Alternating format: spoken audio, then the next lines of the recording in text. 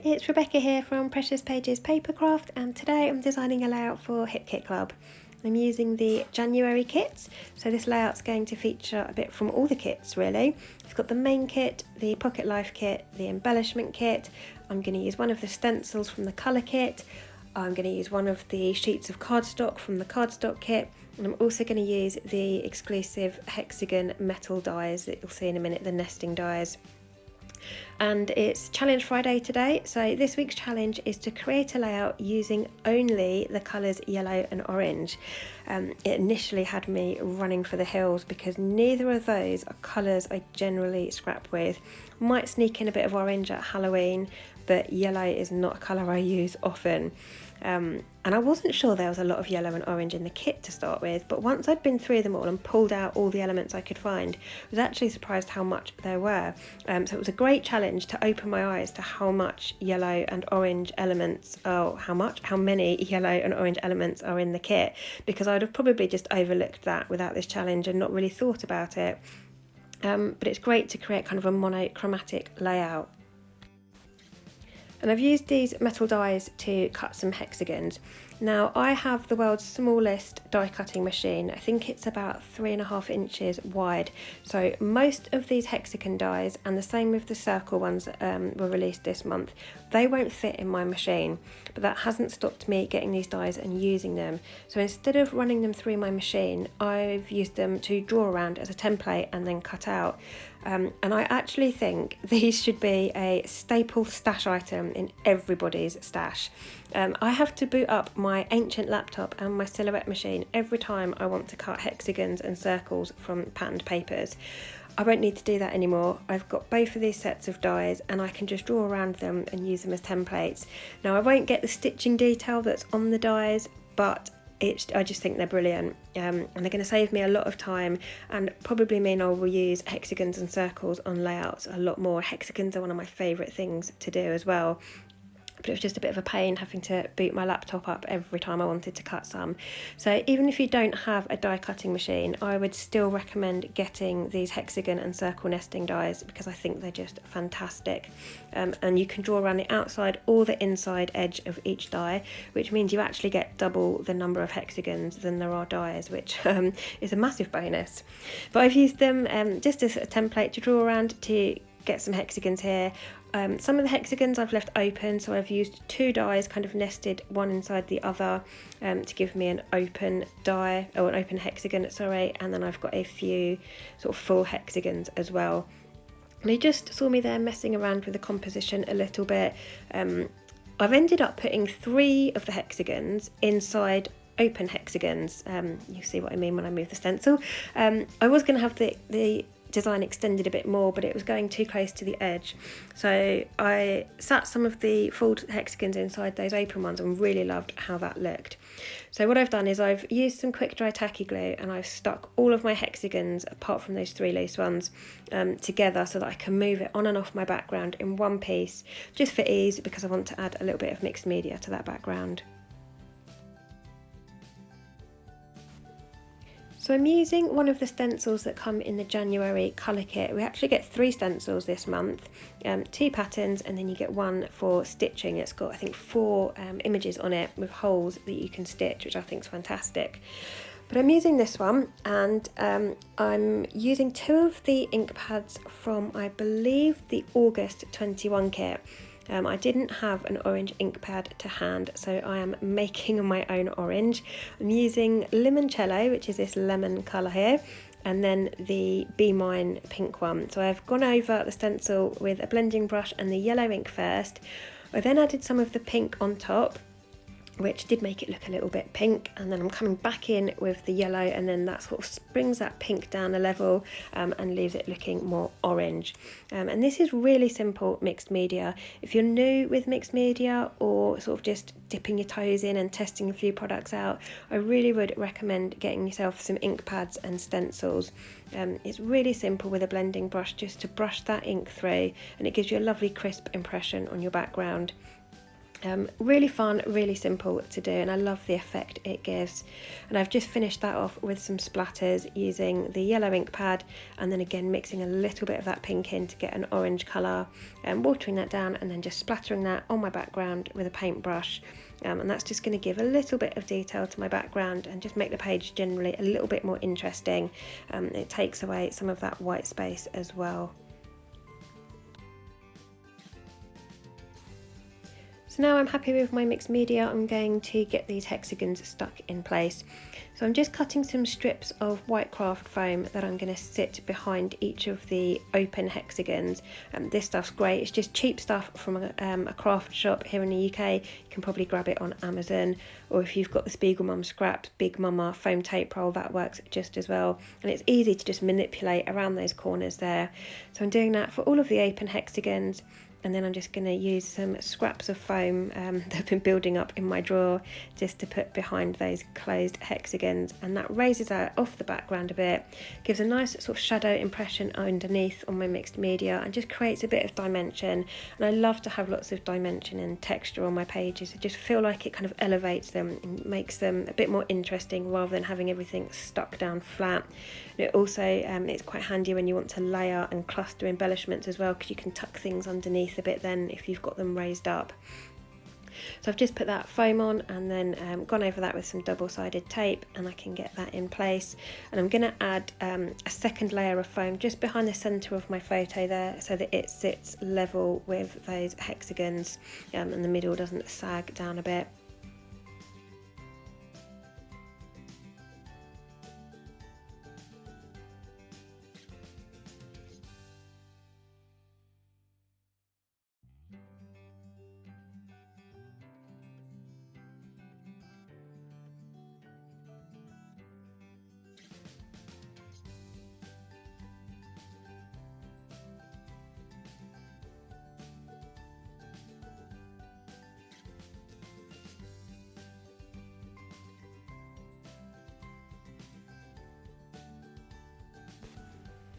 And then I decided I wanted to stick those 3 internal hexagons down flat, just to vary the level of things on the page a bit and make it a bit more interesting. So I'm just using double-sided tape to get those in place.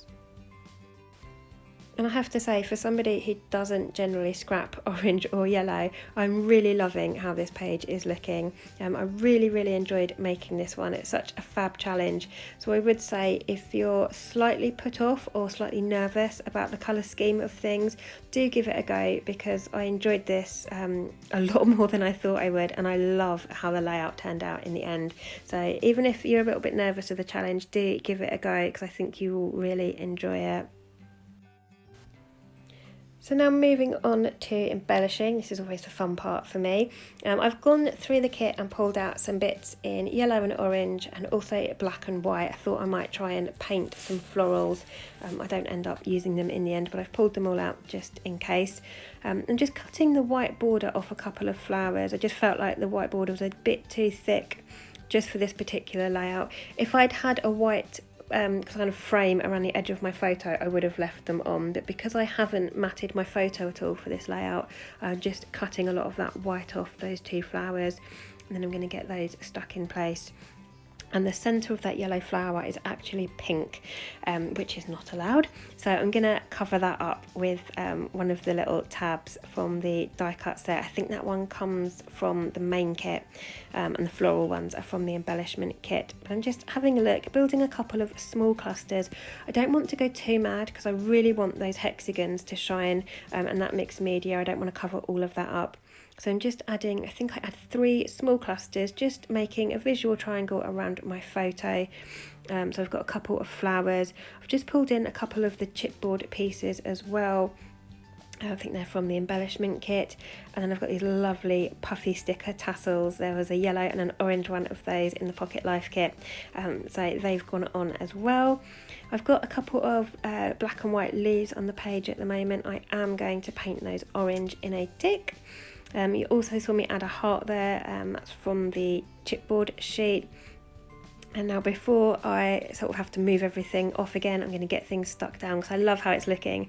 I don't want to lose the placement of anything. So getting it all stuck down with some foam behind it just to layer them up, cluster them a bit and bring in a bit more dimension.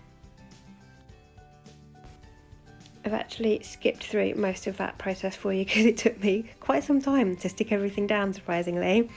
And now I need to think about my title. So I'm going to use the gorgeous puffy alpha stickers from the main kit. I love puffy stickers. They are one of my favourite things in any collection. And this month we have puffy sticker alphas with kind of geometric patterns and lines on them. They are fantastic. But obviously my colour scheme is yellow and orange, so I attempted to colour them. Now this kind of worked and kind of didn't. I didn't bother using clear gesso first. Had I have used gesso, it may have worked a little bit better.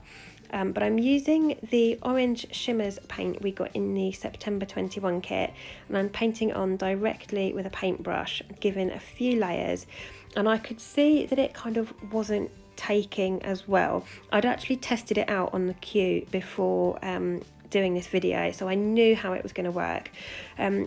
I would say that the paint stained the letters more than painted or coloured them, so a lot of the paint came off with the tissue, and you could just tell it's that puffy sticker kind of material that the paint was never going to fully dry on it.